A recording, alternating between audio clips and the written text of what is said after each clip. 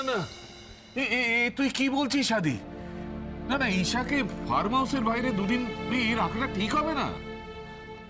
মানে অন্য কোথাও তো নার্সিং হোমের মতন সুযোগ সুবিধা দেওয়া সম্ভব না। আদি, আমরা বাইরে যোগাযোগ করেছি, একটা জায়গা থেকে পজিটিভ রিপ্লাইও এসেছে।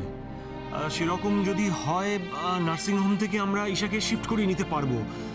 আমার মনে হয় দুদিন অন্তত নার্সিং হোমে থাকুক, সেটা ওর পক্ষে ভালো হবে। দা, ঈশাকে আমি ফার্ম হাউসে নিয়ে যাবই।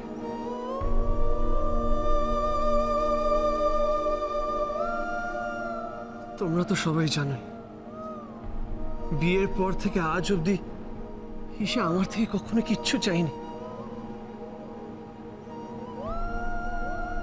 আজ প্রথমবার চেয়েছে। দা,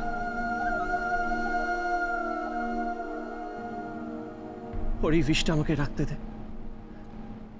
আমি ঈশাকে কথা দিয়েছি। দা, প্লিজ। হ্যাঁ, আমারও কিন্তু এটা মনে হয়। আমার মনে হয় এই দুটো দিন ওদের দুজনকে একসঙ্গে থাকতে দেওয়া উচিত,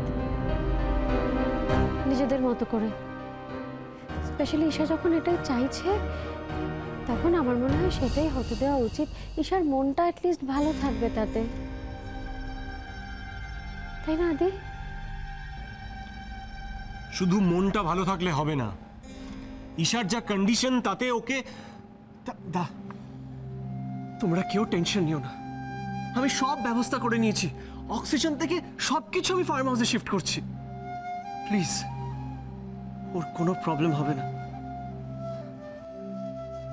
ঠিক আছে, তুই যখন চাইছিস তাহলে ঈশাকে নিয়ে দুদিন ফার্ম হাউসে থাক, কিন্তু দেখিস ওর যেন কোনো রকম কষ্ট না হয়।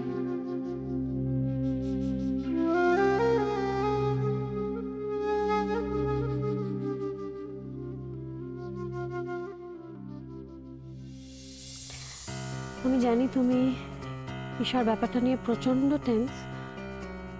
এর মধ্যে হয়তো আমার এই কথাগুলো বলা উচিত না, কিন্তু আমি বলতে বাধ্য হচ্ছি, কারণ পরে বললে দেরি হয়ে যেতে পারে। কি কথা? আদি ডিসিশন নিয়েছে ঈশাকে নার্সিং হোম থেকে ডিসচার্জ করে নেবে। কেন? কেন সেটাই তো আমার কাছেও খুব একটা ক্লিয়ার নয়। মানে এরকম একটা ক্রিটিক্যাল কন্ডিশন যেখানে ঈশার যখন ডাক্তাররা 24 ঘন্টা ওকে অবজারভেশনে রাখতে চাইছে, এই অবস্থায় ঈশাকে ডিসচার্জ করে নেওয়ার ডিসিশনটা কেন, সেটা আমার কাছেও পরিষ্কার নয়। আমিও তো বুঝতে পারছি না রাজ, কিচ্ছু বুঝতে পারছি না। নার্সিং হোম থেকে ডিসচার্জ করে কোথায় নিয়ে যাবে? তোমাদের বাড়িতে?